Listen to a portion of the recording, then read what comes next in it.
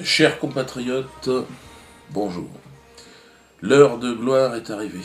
Contre nous de la tyrannie, l'étendard de la quenelle est levé. Une quenelle, tu la fais pas comme ça, tu la fais et puis c'est tout, tu la laisses. Hein. Donc à tous les copains militaires, tous les copains gardiens de prison, tous les copains flics, tous les copains détenus, tous les copains quenelleurs, une quenelle, ça s'assume. Une fois que tu l'as mis, terminé. C'est parti, on revient plus là.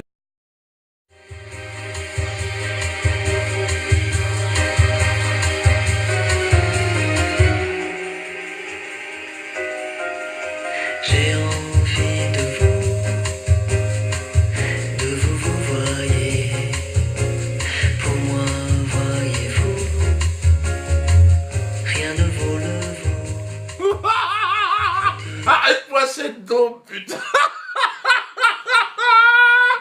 Oh, excusez-moi, mais je suis obligé de répondre à Elie Semoun. Ouais, mon vieux pote de toujours, il voulait laver le linge sale en famille. Mais l'argent, malheureusement, est vite une source de problème entre vous. Quand votre producteur de l'époque, Légitimus, vous donne 10 000 francs pour les affiches du spectacle, Dieudonné s'achète une PlayStation. Oui. Écoutez, je peux pas. Oui, c'est Je faux. ne peux qu'en rire maintenant. Ouais, bah mais oui. c'est vrai que c'est fou, quoi. Mais bon, c'est la vérité. Ensuite, il monte sa boîte de prod. Il dit c'est pour nous faire gagner de l'argent. Ouais. Mais l'argent, c'est surtout lui qui en gagne. Un jour, vous êtes en Suisse pour un spectacle. Dieudo m'avait dit combien tu veux pour ce spectacle. Je dis bah je sais pas combien tu vas le vendre puisqu'on est associés. Alors il dit non mais combien tu veux. Alors je lui dis bah, je sais pas 10 000 francs. À l'époque c'était des francs. Ouais ok tu les auras. Et puis donc on fait le spectacle et puis il y a le producteur qui vient me voir dans un coin et qui me dit eh non, vous êtes drôle mais vous êtes cher hein, les mecs. Hein. Ah bon combien? Il me dit bah 100 000 francs c'est cher hein, quand même. Donc voilà c'était un peu ça. Mais bon les histoires de pognon entre copains c'est la merde. Ouais. Il y aura un reliquage, j'aurais essayé de détourner une PlayStation. Donc je tiens à lui rendre. C'est la mienne. Alors j'ai plus qu'une manette, Elie, tu m'excuseras, hein. Mais bon, si tu veux jouer avec Pascal Légitimus, peut-être tu peux t'en procurer une autre manette. Et puis l'autre manette, tu peux peut-être aussi te la foutre dans ton cul, parce que t'es en train de me faire passer comme quoi je t'aurais volé de l'argent, Elie Semoun. Ce sont tes origines qui remontent à la surface, qu'est-ce qui se passe, Elie?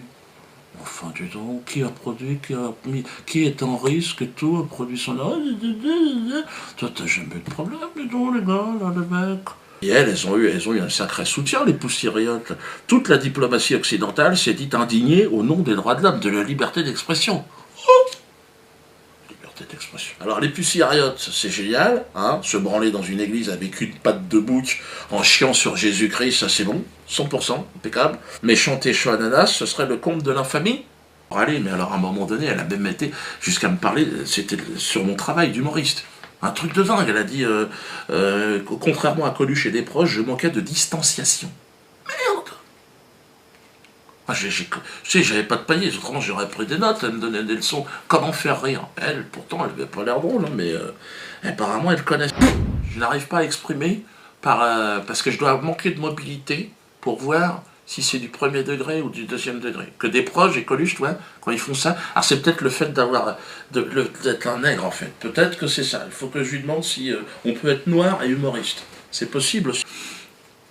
Mais je tiens à vous dire que si je vais en prison pour Chaud Ananas, il faut réfléchir à ce qui va se passer après. Parce que là, je suis déjà motivé, mais là, après 20 jours de prison pour un sketch,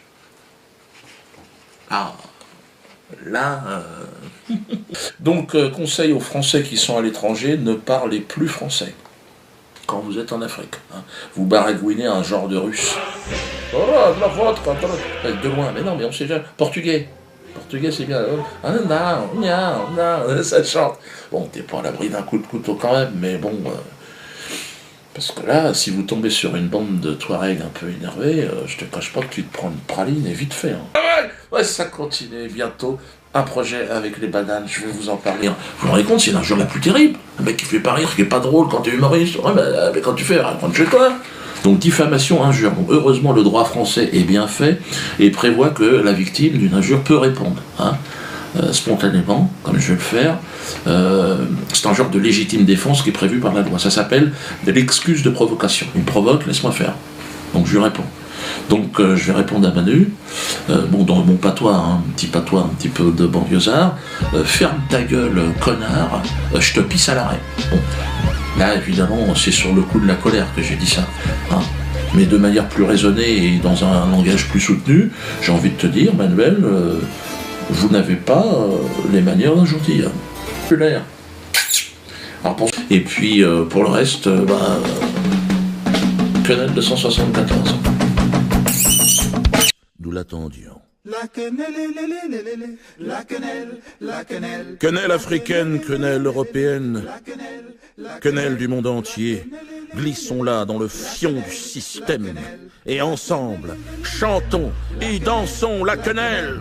La quenelle, la quenelle, la quenelle, la quenelle, la quenelle.